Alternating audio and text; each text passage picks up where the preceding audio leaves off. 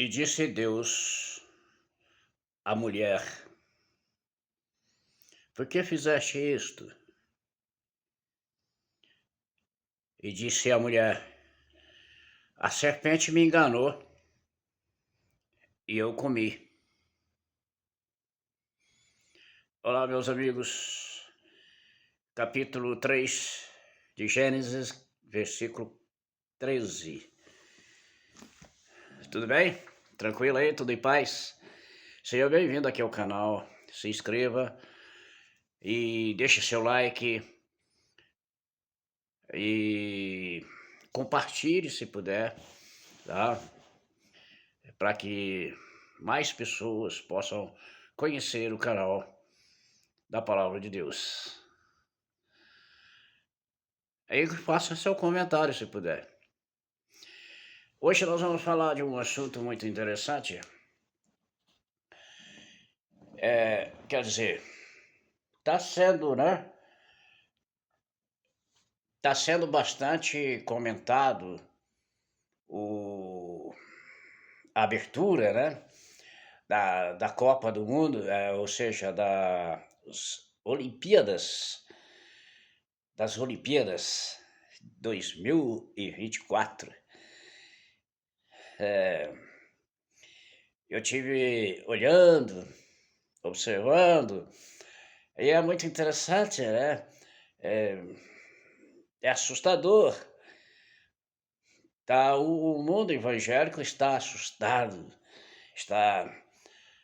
né, os cristãos estão apavorados de ver a forma como eles apresentaram o mundo, né? Um mundo decadente, um mundo na miséria, na pobreza, na derrota. Eles não sabem que o que eles estão mostrando é a derrota do próprio ser humano. Eu acabei de ler aqui o texto, né? Deus perguntando para Eva: o que aconteceu, Eva? Né? E aí Eva diz: eu fui enganada. A serpente me enganou. É exatamente isso. Desde o princípio, a partir desse momento, o mundo caminha exatamente como deve, para a decadência, ou seja, para o final da história. Apenas estamos indo para o complemento desta, o desfeche, né? Então, não é uma coisa assim para você ficar assustado. Nós que somos cristãos, nós já fizemos uma escolha. Você já fez a sua? Tem que fazer, porque a escolha é, é essa exatamente que eu fiz. A escolha. Eu escolhi adorar a Deus. Eu escolhi a ser um servo do Senhor. Eu escolhi a Deus como meu soberano governo, único governo, que me dá tudo aquilo que eu preciso, que me sustenta, que me alimenta, que me veste e que me leva para a vida eterna. E Ele é o único Senhor que está acima de qualquer outro Deus, e não há outro Deus além dele.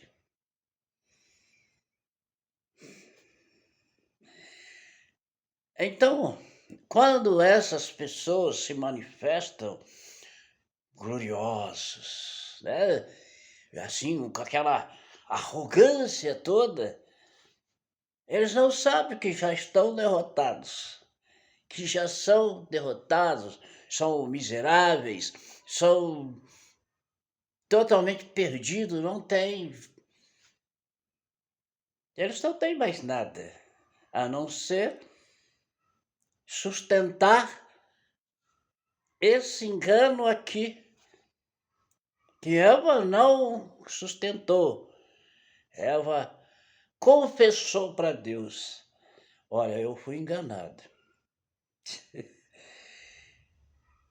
E quando ela fala que ela foi enganada, ela está dizendo para Deus: ó, eu reconheço que fui enganada. Mentiram para mim, me enganaram. Por isso ela se torna a maior inimiga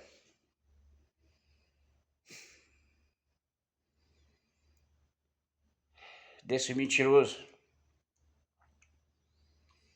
Então é muito interessante, porque quando a gente olha para as escrituras sagradas, a gente vê a soberania, né? O atributo absoluto de Deus, o governo único de tudo. Sabe por quê? Governo único. É exatamente o que a Bíblia diz, que nós já temos um governo único. Eu tenho um único governo. E o mundo continua querendo um único governo. Sabe aquela parte que aconteceu lá? Israel tinha um governo. Quem era o governo? Deus. Ele era o governo de Israel. Mas Israel não quis o governo de Deus. Eles quiseram o governo humano e pediram: Samuel, nós queremos um governo igualzinho todas as outras nações têm. Faz para nós. Porque você já está velho, né? E os seus filhos, olha aí como é que estão, né? Quer dizer, e aí criaram o governo. Tiveram o governo. Primeiro foi Saul, que deu errado. Depois foi Davi, segundo o coração de Deus. E aí, nós conhecemos toda a história. Então, quando o cristão assusta, nossa, está acontecendo, olha, você viu lá as Olimpíadas. Você não fica assustado, não, isso aí é normal. Eles estão se organizando para que haja um governo absoluto do mundo. Um governo decadente. Um governo que não sabe nada sobre como sustentar, como agradar o ser humano. O único que pode fazer isso, consolar, agradar, fazer os desejos do ser humano para que ele seja feliz, é só Deus. Agora você imagina um governo que é absoluto, né?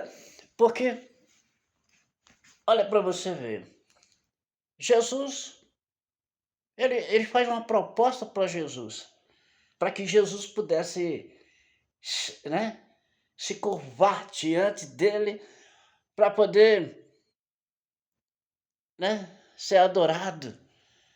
O que o ser humano quer? Ser adorado.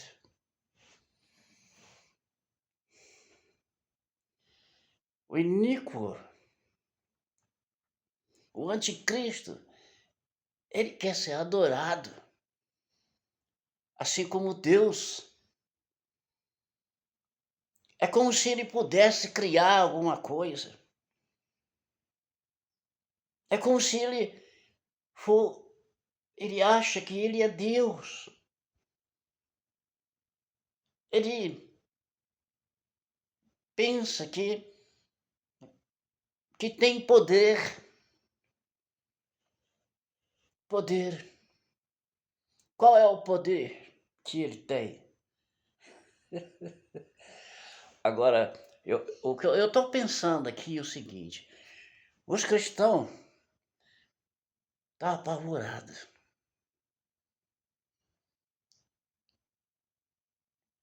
Enquanto que o resto do mundo está tranquilo. O resto está tudo tranquilo. Só que não pense que é só os cristãos que vão sofrer essa afronta, não. Ai de você que se reunir em algum lugar em nome de qualquer outra idolatria, seja de Buda, seja de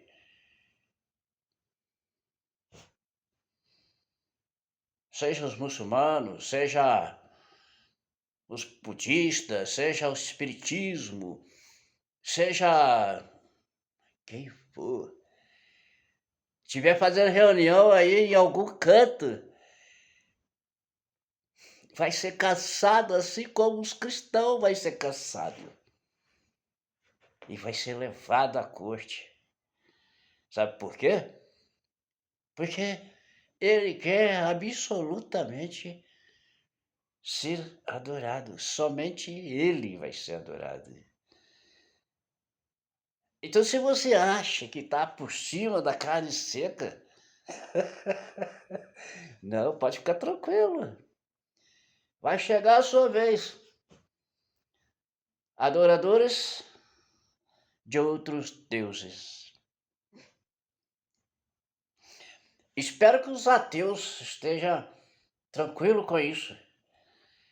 Porque se eles não adoram a Deus, eles devem também não adorar nada. Então eles estão tranquilos. Vai estar tranquilo. Mas os demais, que têm suas religiões, as suas seitas, heresias, vão ser caçados do mesmo jeito que os cristãos.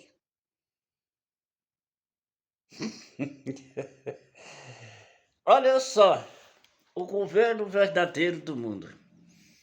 O que ele diz para os cristãos? O verdadeiro adorador. Aquele que devemos sim, de fato, adorar. Vamos pegar aqui, eu estou aqui, Êxodo capítulo 20. Vamos ver o que esse Deus verdadeiro, adorador, que você tem que adorar, ele diz aqui no capítulo 20 para nós. Capítulo 20 de Êxodo, olha aqui. Então falou Deus todas estas palavras, dizendo: Eu sou o Senhor teu Deus que te tirei da terra do Egito, da casa da servidão. Isso ele está dizendo para Israel. E isso serve para todos nós. Porque eu também saí de algum lugar, não lá do Egito, mas eu passei a adorar a Deus, porque Jesus me deu esta oportunidade. Não terás Deus diante de mim. Não farás para ti imagem de escultura, nem alguma semelhança do que há em cima nos céus, nem embaixo na terra, nem nas águas debaixo da terra. Não te curvarás a elas, nem servirás, porque eu, o Senhor teu Deus. Sou Deus zeloso, que visita a maldade dos pais nos filhos, até a terceira e quarta geração daqueles que me aborrecem. E faço misericórdia em milhares aos que me amam e guardo os meus mandamentos. Não tomarás o nome do Senhor teu Deus em vão, porque o Senhor não terás por inocente o que tomar o nome em vão. Lembra-te do dia do sábado para santificar. 6 dias trabalharás e farás toda a tua obra. Eu vou parar até aqui, né? No 9. Essa é a recomendação do Senhor nosso Deus a todo aquele que busca o caminho errado da idolatria.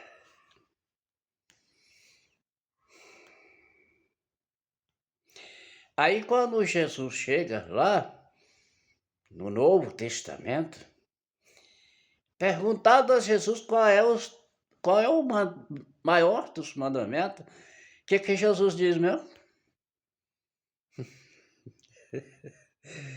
Amarás teu Deus de todo o teu coração, acima de qualquer coisa, de todo o seu amor, de todo o seu entendimento e discernimento.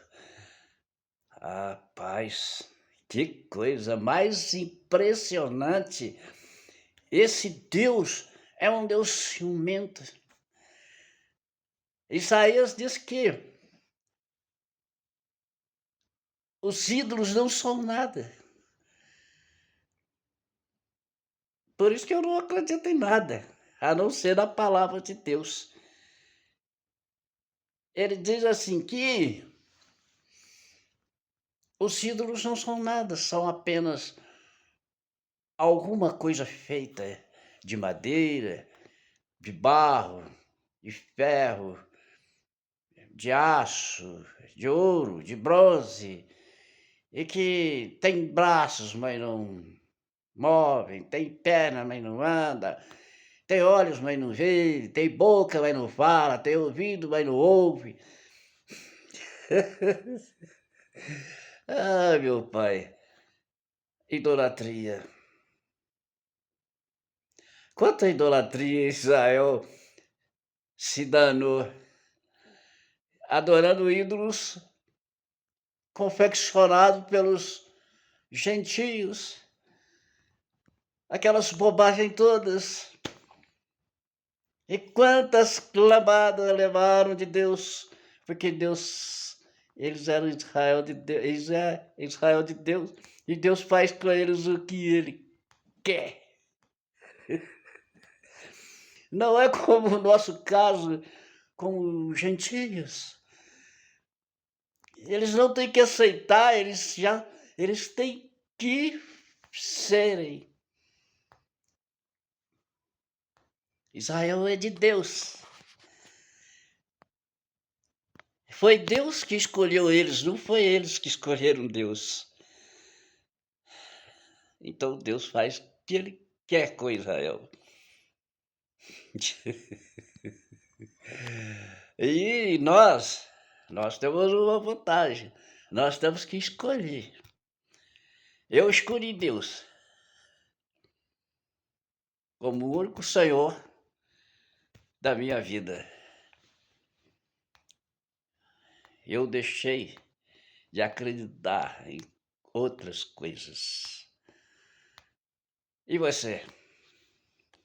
Ainda vai continuar aí? Que Deus abençoe sua vida, tá? Porque aquele que não escolheu Deus ainda está no pecado, na transgressão da lei, mortos nos seus delitos e pecados. Até o próximo vídeo, se Deus quiser. E faça sua escolha enquanto há tempo. Não deixe as portas se fecharem. Deus abençoe. Até o próximo vídeo, em nome de Jesus. E deixa as loucuras acontecerem.